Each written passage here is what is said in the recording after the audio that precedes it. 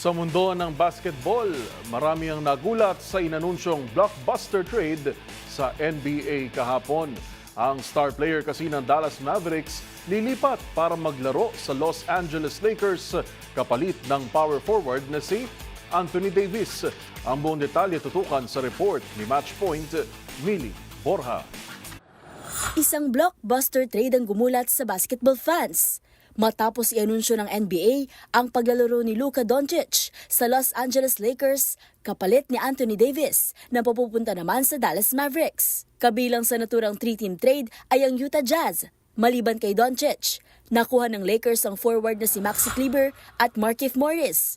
Habang mapupunta naman sa Mavs si Davis, guard na si Max Christie at ang 2029 first round pick ng Lakers. Makukuha naman ng Jazz si Jalen Hood-Schifino at mga 2025 second round pick mula sa Clippers at Mavericks.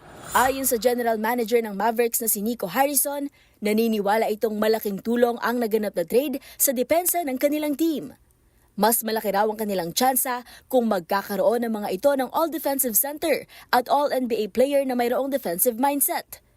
Samantala, makakasama ni Doncic sa Lakers si LeBron James at inaasahang magiging key player ng koponan sa hinaharap. Si Doncic ay 5-time All-Star at 5-time All-NBA First Team selection at pinangunahan niya ang Mavs sa finals noong 2024. Habang si Davis naman ay 10-time All-Star at tumulong sa Lakers para makuha ang 2020 NBA Championship. Para sa NBC TV Network News, ito si Millie Borja, una sa Pilipinas, una sa Pilipino.